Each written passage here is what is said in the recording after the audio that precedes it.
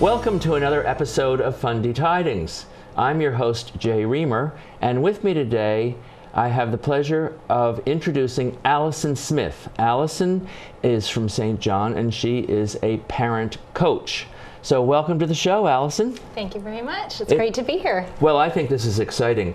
I first found you, I think, on Facebook because you have this one, and somehow our worlds started to collide. Mm-hmm. And I went up and talked to you, and I am just gripped by this whole concept of gentle parenting, and that's what you're an expert in, and I think that this is great. So this will be the beginning of a series of shows on gentle parenting, and I can't wait to find out what it's all about. So, Alison, how did you get involved in the whole business of gentle parenting, and why is it important to you to spread the word, so to speak? For a lot of reasons.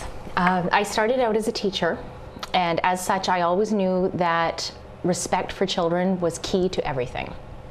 It wasn't until I had my own children that I realized I had a need for the finer details of how to put that in practice with all of the challenges that I as a parent and many other parents face while we're parenting. So I started a lot of research, and I started looking for support. I started looking for ideas that were a match with my instincts and what I really believed about kids. And what I discovered was that the idea itself was fairly new.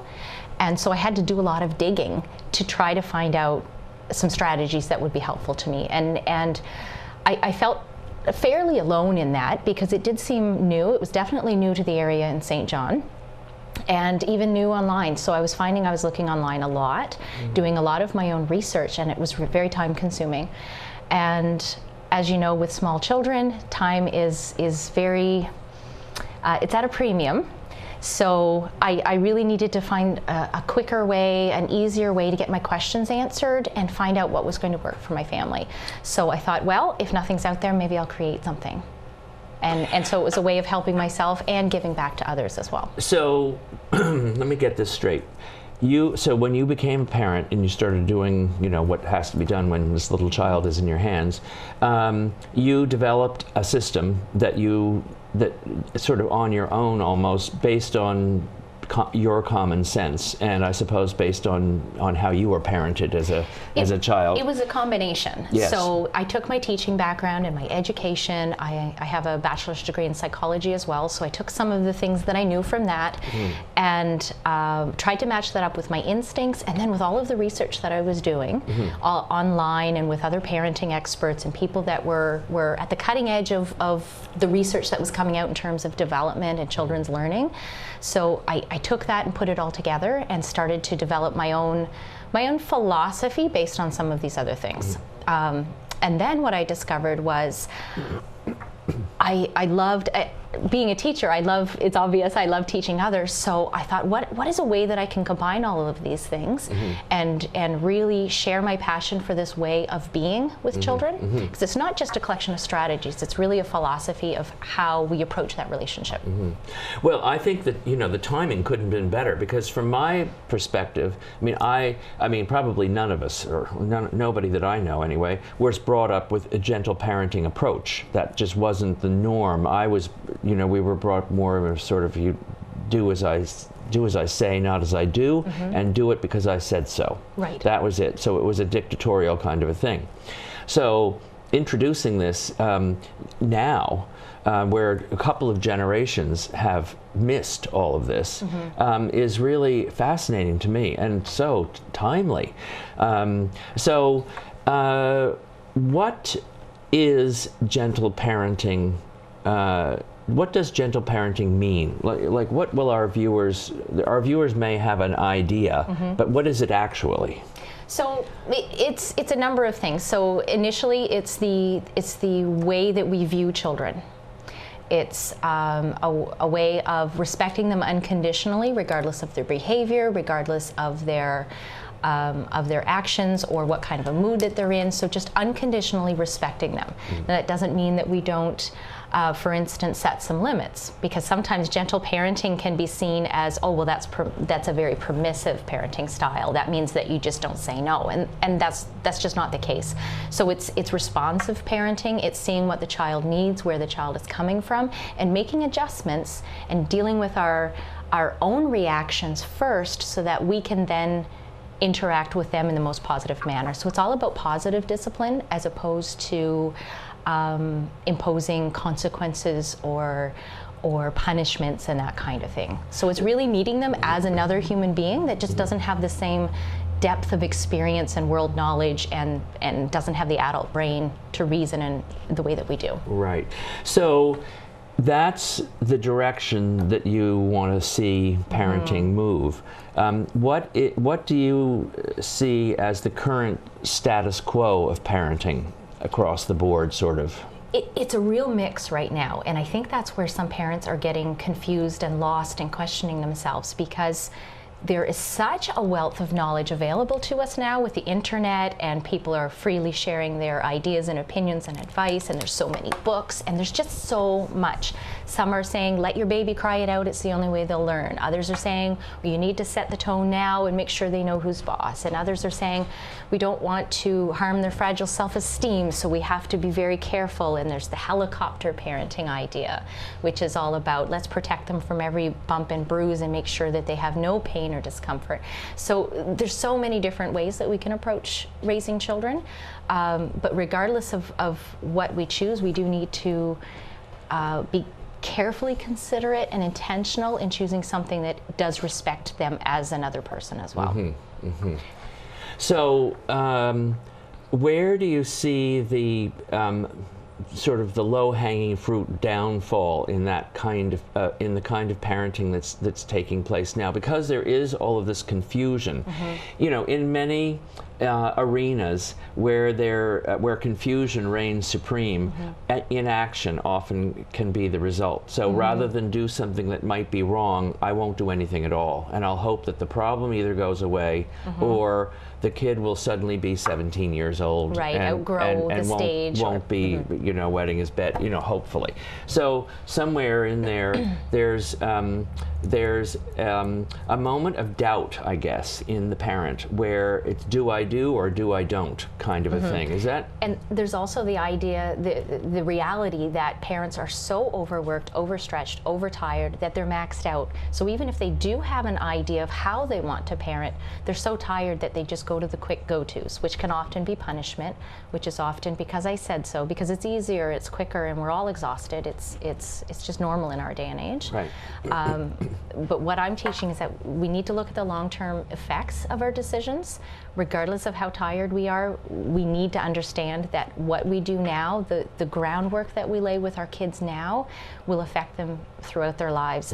When I'm a life coach as well, and so when I see adult clients and I see the effects of the beliefs that they developed during their own childhood, if we could just go back in time and lay a different stage then, I'd be redundant. I wouldn't be needed down the road to start working through the issues that the adults are still carrying around with them, and it's affecting other facets of their life. Well, you know, I mean, I completely understand, because I mean, I've been studying human dynamics for a long time, and I've, and part of that research, so to speak, has been being in therapy myself.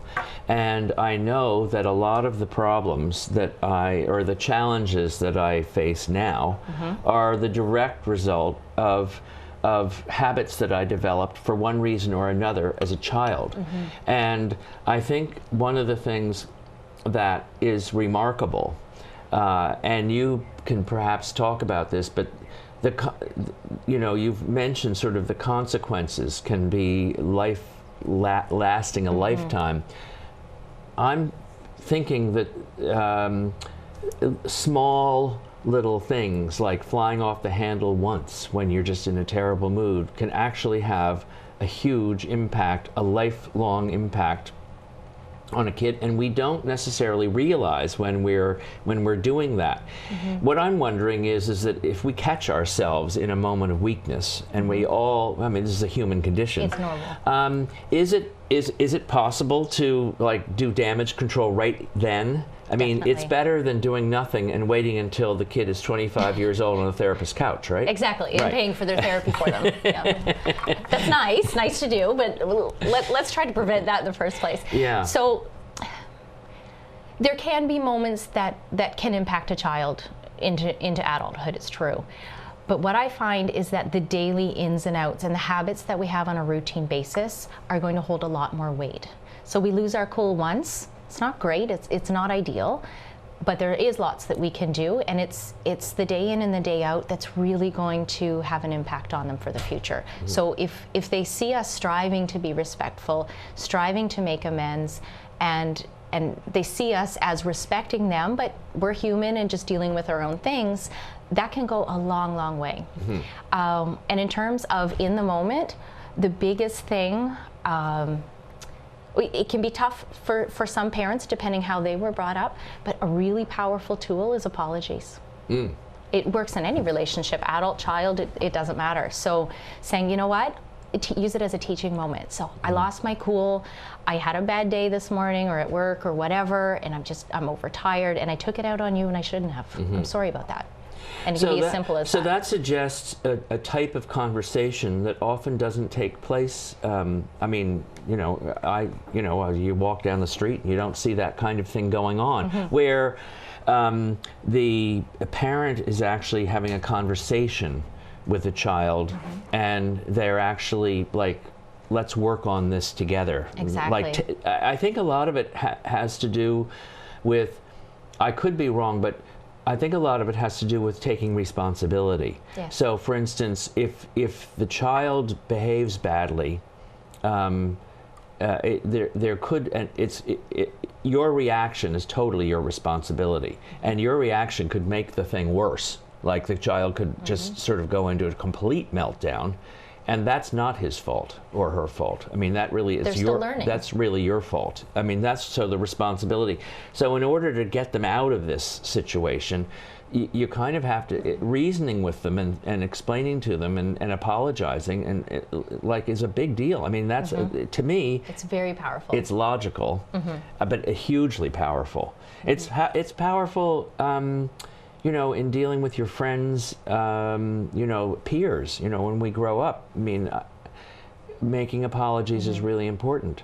So the consequences of the behaviors that we're, because it's a transitioning thing. We don't all of a sudden go, I suppose, from being a dictatorial parent to being a gentle parent, or the other way, being permissive. Because I remember when my siblings were starting to have their children, there were definitely the two camps. One was, oh, just let it do whatever it wants. It can run around with no clothes on and all the rest of it. And the other was, no, this is the way it's got to be.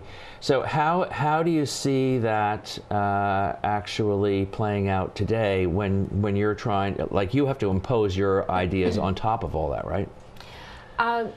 Yes, and in a way, it's not so much imposing as working with. And you really touched on something important, the conversation.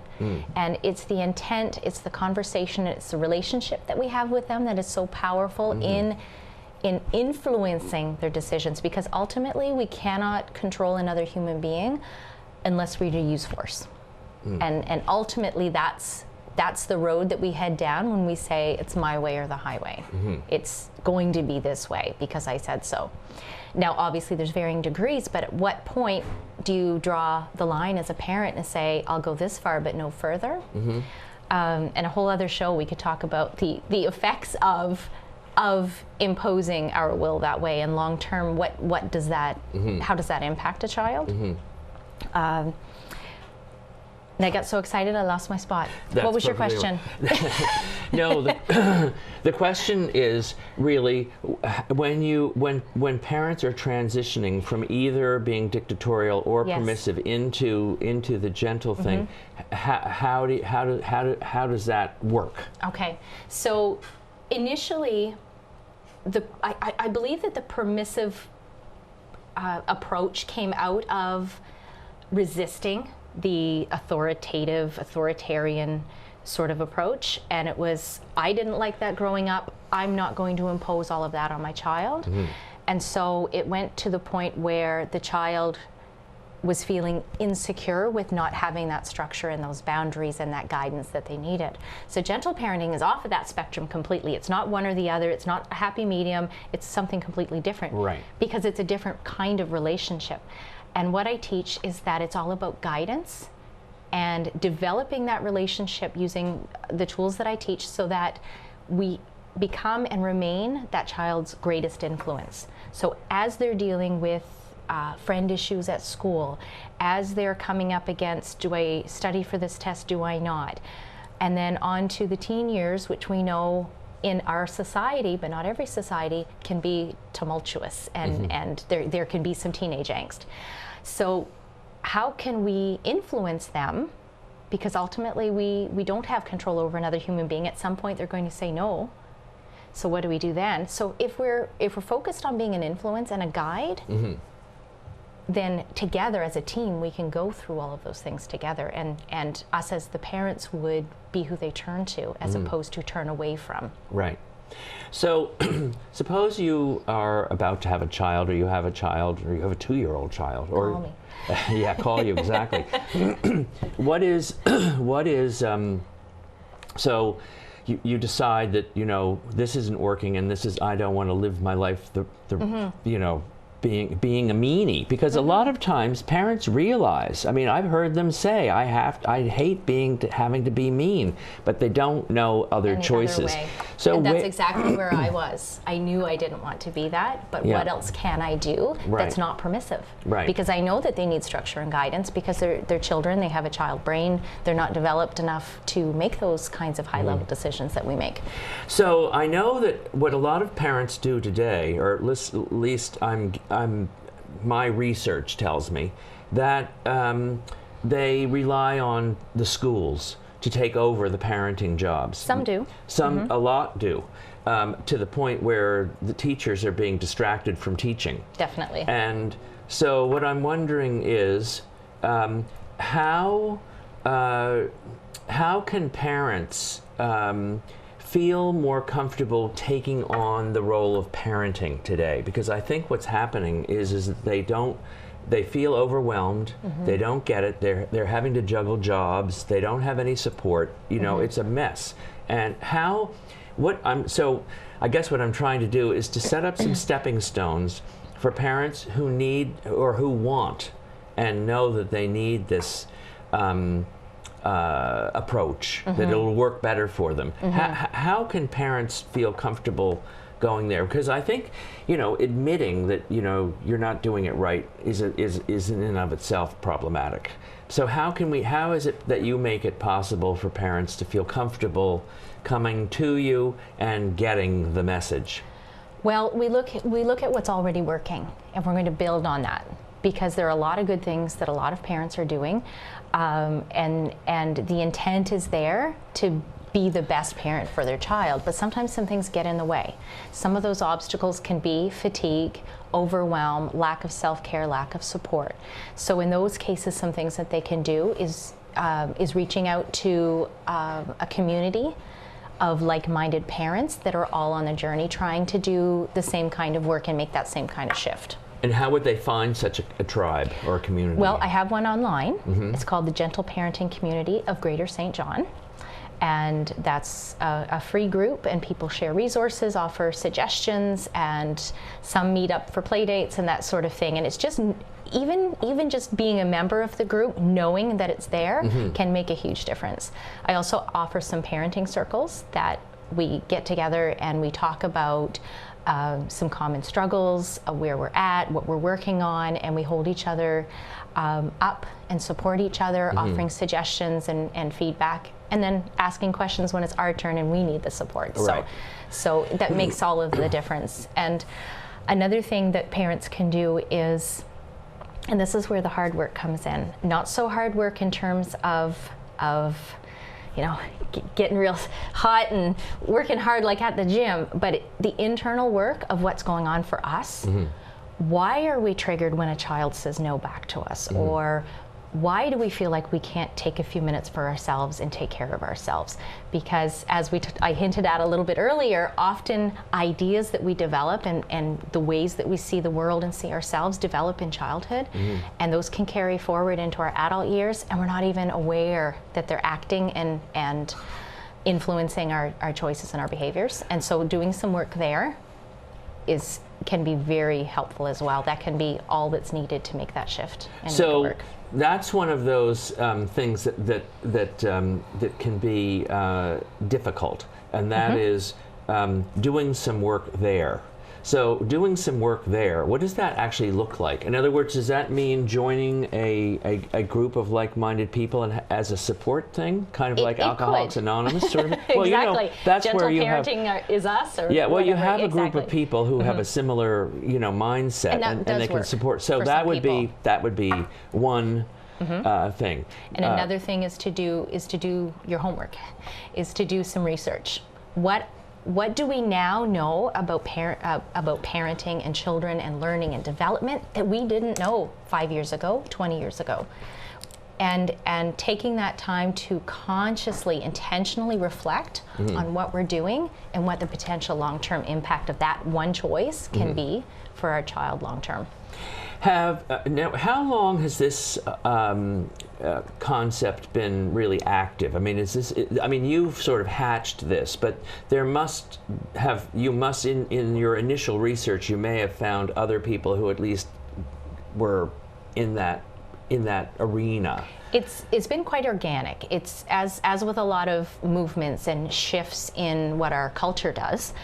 There have been some early adopters, as we say, that say, wait a minute, this isn't working, what's going on? Let's find another way. And then a few more people say, hey, I like what you're doing, and it grows. So that's where we've been for the last, I'd say, 5 to 10 years. There are some families that have just naturally been doing this and saying, forget about what everybody else is doing. This is what feels right for my family, and it's working, or it's how I was raised, and I'm just continuing that with my family. So some people have been lucky to be raised that way, and others have needed to make the decision for themselves. So it's been a process. More and more people are coming on board with it, and I'm finding in general, people are becoming more and more aware. I call it waking up. Right. They're saying, wait a minute, what I've been doing hasn't been working. I should try something else. And in a lot of areas of life, that's where people are coming to.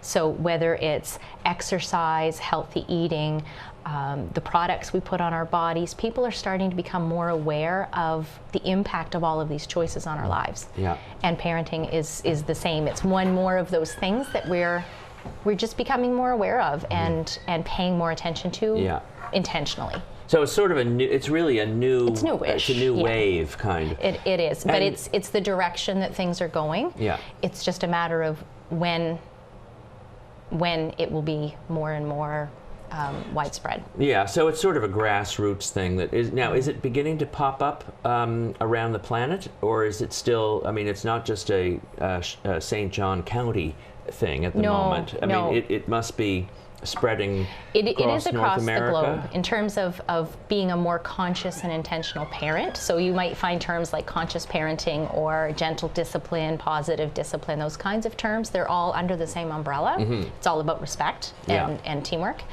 My particular slant is just what I have taken and put together with my instincts and my knowledge and my background. So the UK, there's a big movement there for gentle parenting. Australia and New Zealand are huge. I think they're probably ahead of us. There's a lot of the baby wearing and cloth diapers and really being child-centered. Is very big there as well. So if you, this is a very exciting movement, really. And have you given any thought to what the potential impact this could have on? Huge. I mean, I don't see that. I see it totally limitless. The improvements to the way we respect one another, the way we treat one another, or the whole human rights stuff. I mean, It's all the same. It's just one more group of people, and children are people too. They just can't speak for themselves. So it's one more group in this movement toward respecting other people more fully. Yeah. At one time, it was one group or another, more respect and better treatment of seniors, and so one group after the other is becoming affected by this way of looking at things. So children, it's just an extension of the movement in general, I find. So the effect could be huge. Not only will it affect one child's life and how they see themselves and how empowered they feel and what they feel capable of achieving and how resilient they are to outside influences and obstacles, but think of the family dynamics. How amazing would it be to feel like a team, that it's not my way or your way, I get what I want or you get what you want, but really being a team and working out issues together would be fantastic. And globally, imagine if every child were raised feeling unconditionally respected. Yeah, imagine what the planet would look like. I know. Quite different. It would be completely different. Yeah. So I know it's a big dream, but I would love to see as many children feeling respected and heard as possible. And at some point, if that could go global, that would be absolutely amazing. It really would change the world if every child grew up feeling empowered in that way. Yeah, it would change the whole planet. Well, Alison, this has been a fantastic introduction to this whole subject of gentle parenting. So thank you very much for coming on the show today. And I look forward to talking about this more in depth in future shows. So thank you very much. Thank you so much for having me. And thank you for joining us today on another episode of Fundy Tidings. And I look forward to seeing you again in the future.